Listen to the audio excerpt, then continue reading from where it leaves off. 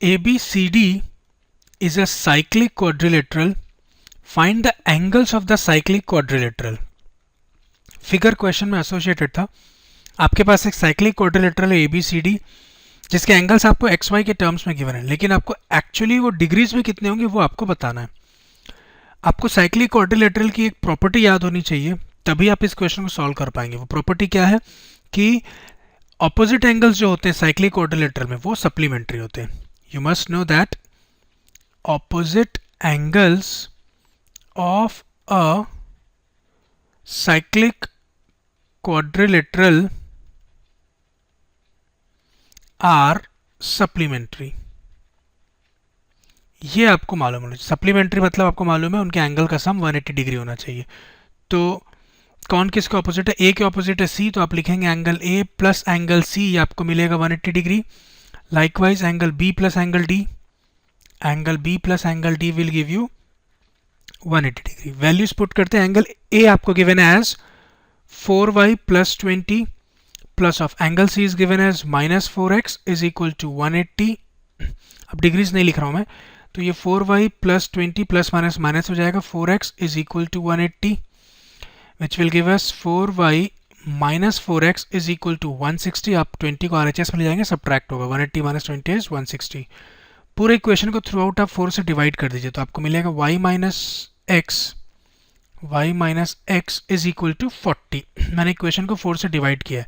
तो अब आप इसको ऐसे भी लिख सकते हैं x is equal to y minus 40. Minus x को आप RHS में ले आइए और 40 को LHS में, तो आपको ये मिल जाएगा. इस फॉर्म में जानबूझ के छोड़ रहा हूं मैं ताकि हम सब्स्टिट्यूशन यूज कर पाए. आपका इक्वेशन 1 हो गया. नाउ इधर अगर देखें, angle B is 3y minus 5 plus angle D is minus 7x plus 5 is equals to 180 degree.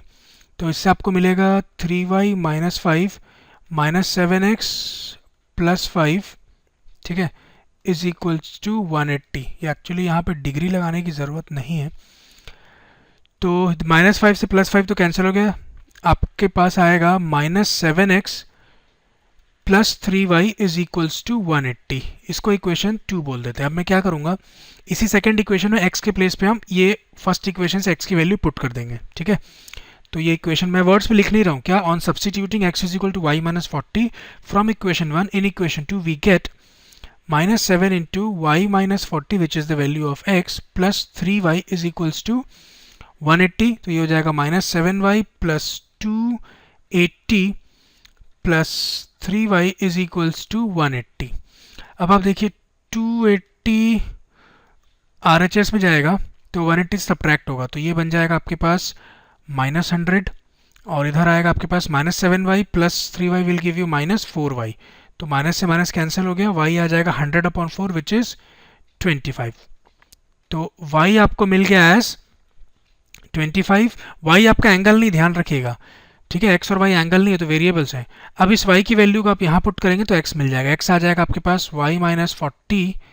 चलिए मैं पूरा ही कर देता हूँ. तो x आ जाएगा y कितना आपके पास 25 माइनस 40, जिससे आपको x मिलेगा माइनस 15. आप ऐसा मत सोचिएगा कि एंगल आपको नेगेटिव मिला है, क्योंकि x जो है वो वेरिएबल है, एंगल नहीं है. ठीक है, अब आपको x और y पता चल गया तो आप सारे एंगल कैलकुलेट कर सकते हैं. एक एक करके देखते हैं.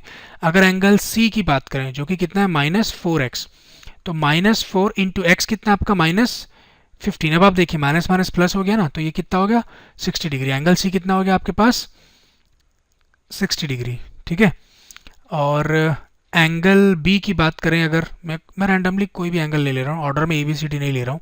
एंगल B है आपके पास 3y माइनस 5, तो 3 टाइम्स ऑफ y कितना है 25 माइनस 5. 25 into 3 is 75. 75 माइनस 5 करेंगे तो वो हो जाएगा आपका 70. तो एंगल B कितना आ गया आपके पास 70 डिग्री.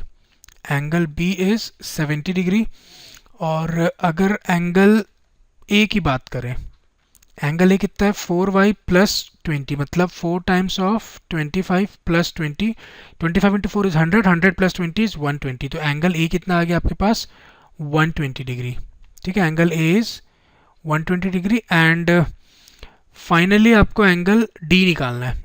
एंगल D कितना है माइनस 7x प्लस 5. तो minus 7 into x is minus 15 plus 5. तो माइनस ऑफ माइनस तो प्लस हो जाएगा. 15 इंटू 7 आप करेंगे और 5 से ऐड करेंगे, ये 15 into 7 105 प्लस 5, ये आपको मिलेगा 1110, तो एंगल डी मिलेगा आपको 110 डिग्री। ठीक है, तो आपको सभी एंगल पता चल गया आपको 110 डिग्री। ठीक, so by this we come to an end of this question as well as entire exercise 3.7 as well as entire chapter NCERT solution आपने पूरा solve कर लिया for the chapter linear equation in two variable. Thank you for watching. Bye bye.